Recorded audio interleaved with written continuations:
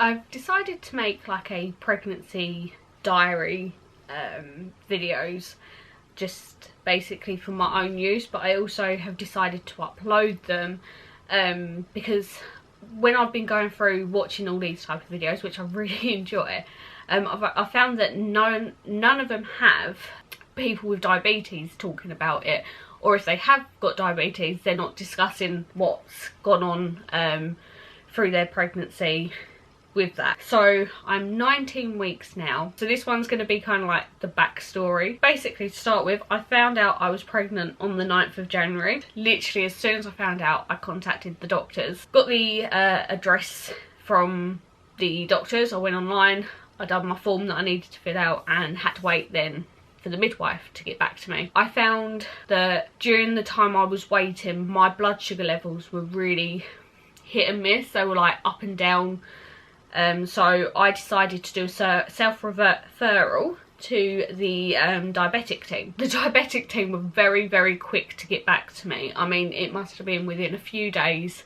They had booked me in with an appointment, and they were the first people that I saw to do with anything to do with my pregnancy. The diabetic team tend to just focus on your diabetes, but they put you in touch with the diabetic nurse and the diabetic midwife, and that midwife will be basically your main midwife. During my first meeting with the diabetic team, they literally just asked me about my blood sugar levels, and then they changed my insulin over from 2 needles to 4 needles. And they also, at some point, and I think it was at this appointment, they prescribed me some aspirin. This is basically because of my diabetes. I'm at higher risk of getting preeclampsia. They also gave me a higher level of folic acid, because apparently we need folic acid more so than if you don't have diabetes. And they also gave me a vitamin, like a pregnancy vitamin to take as well. So that was all done, and that was pretty much all the diabetic team did. They also said that they was going to get me a early scan. So every diabetic will need to have an early scan, just to make sure that, obviously because blood sugars, they can be a bit hit and miss, like I say, so they tend to make sure the baby's developing okay and everything. So they decided to put me in for an early scan. They did warn me that because it is so early, you may not see a heartbeat, and that's fine, that's normal. And they just want to see that there's the growth of what it needs to be, I guess, and everything.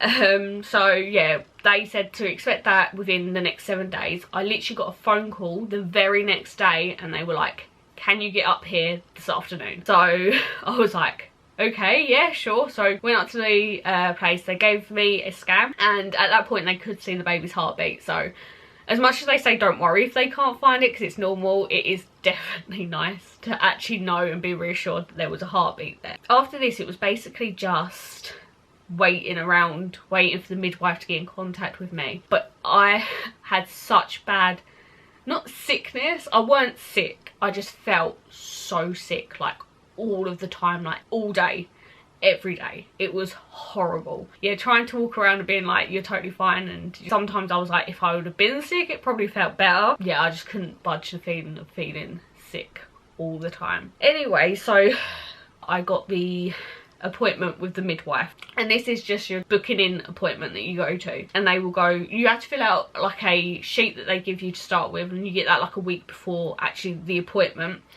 And it's just asking about like previous medical history, your family's medical history, and bits and pieces like that. Yeah, when you go to this booking in appointment, they literally just run through that all again with you. The diabetic team then contacted me again to fit me up with something called a Dexcom monitor.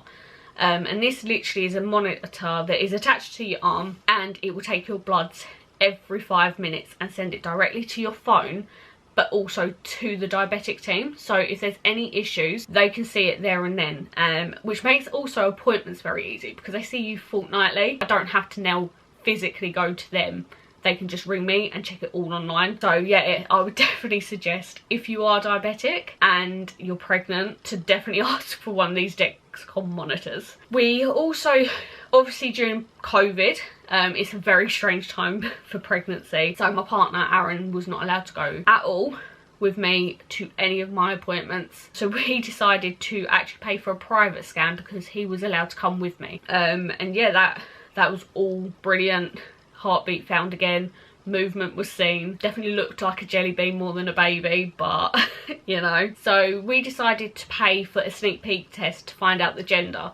We decided to do it. We were really reluctant to do it because you hear about how they're not always accurate, and it also has to go to and from America. And we were like, oh, it's going to be ages, we're not going to do this. But they had a Mother's Day sale on at the time. So we managed to get it like slightly cheaper than what it should have been. Had it all set up, and then this was basically like a finger blood test that you have. Anyway, so you have to do that. You have to collect some blood in a vial, then send it off. But you have to be very careful that the whole place is completely clean, because any sort of male DNA that can get into it can contaminate it and say that you're having a boy even if you're having a girl.